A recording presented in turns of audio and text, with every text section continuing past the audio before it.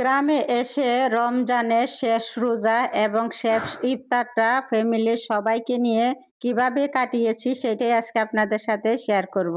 Hello friends, আসসালামু আলাইকুম। সবাই কেমন আছেন? আশা করি সবাই ভালো আছেন। আপনাদের দোয়াতে আলহামদুলিল্লাহ আমিও ভালো আছি। তো বন্ধুরা, রমজানের শেষ সেহরি বাসা থেকে খেয়ে রওনা দিলাম গ্রামের উদ্দেশ্যে। তো তারপরে দেখতে পারছেন গাড়িতে উঠে পড়েছি আর চলে আসছি।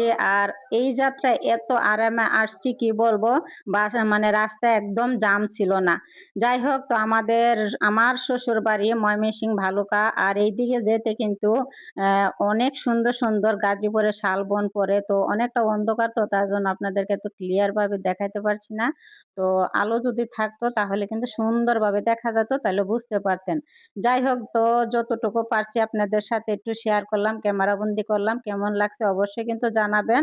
আর এইদিকে দেখেন, কথা বলতে বলতে কিন্তু আমাদের গ্রামের বাড়িতে একদম চলে আসছে কাছাকাছি। তারপরে এই যে দেখেন সবুজ শ্যামল গ্রাম, দেখে তো অনেক ভালো লাগতাছে। তো আপনাদের কাছে এরকম সবুজ শ্যামল গ্রাম কেমন লাগে বন্ধুরা, সেটাও জানাবেন। যাই হোক, তো এদিকে গ্রামে এসে একটু রেস্ট নিলাম। রেস্ট নিয়ে দেখি এদিকে মানে বৃষ্টি এসে পড়তেছে, প্রচুর অন্ধকার হয়ে গেছে, ঝড় বৃষ্টি হচ্ছে। তো বৃষ্টির পরে কি করলাম, এই যে চললাম আমাদের যে না কৃষি করছে, তো এখানে কৃষিতে গেলাম, জমিতে যে দেখি অনেক সুন্দর জমি কৃষি করছে। তো আজকে কি করব সবগুলা দেখাই নাই। তো ইফতারের জন্য এখান থেকে আমি কিছু পালং শাক তুলে নিব। তো পালং শাক তোলার জন্য চলে আসলাম আমাদের জমিতে পালং শাক তোলার জন্য। আর এসে দেখি যে আমি আসার আগে এখানে অনেক শিল পড়েছে। শিলে মানে পরে পাতাগুলো এরম ভাবে নষ্ট হয়ে গেছে, ছিঁড়ে গেছে, মনে হচ্ছে যেন পোকা খেয়ে গেছে এই অবস্থা। কিন্তু শিল পরে কিন্তু পাতাগুলো নষ্ট হয়ে গেছে। যাই হোক, তো আমি আর আমার দেবরে মিলে কি করলাম, এই যে পালং শাক কিছুটা তুলে নিলাম। তো তুলে চললাম আবার বাড়ির উদ্দেশ্যে। তো এই যে বাড়িতে চলে আসলাম বন্ধুরা, এসে কি করলাম, এই যে পালং শাকগুলো এই যে বেছে নিলাম। তো ভালো ভালো শাকগুলো নিয়েছি, যেহেতু পাকোড়া রান্না করব। আর ডাঁটা গাছগুলো যা আছে এই শাকের ডাঁটা গাছগুলো ফেলে দিয়েছি। তারপরে বন্ধুরা অফ ক্যামেরা একদম শাকগুলো ধুয়ে নিয়েছিলাম। আর এই যে বেসন গুলিয়ে নিয়েছিলাম। আমরা সাধারণত বেসন যেভাবে কুলাই ঠিক সেভাবেই কিন্তু গুলিয়ে নিয়েছি। তারপরে এই যে পাতাগুলো একটা একটা চুবাইয়া কি করলাম, এই যে তেলের মধ্যে দিয়ে দিয়েছি বন্ধুরা।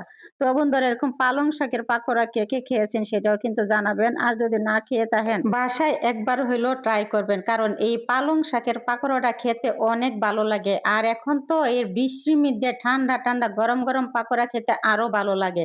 যাই হোক, আমি কিন্তু ইফতারের জন্য বানিয়ে নিয়েছিলাম। আর এইদিকে দেখেন সবগুলোই পালং শাকের পাকোড়া হয়ে গেছে। আর এটা কতটা সুন্দর হয়েছে আর কতটা মচমচা হয়েছে। আর পালং শাক কিন্তু খেতে এমনিও অনেক মজা লাগে।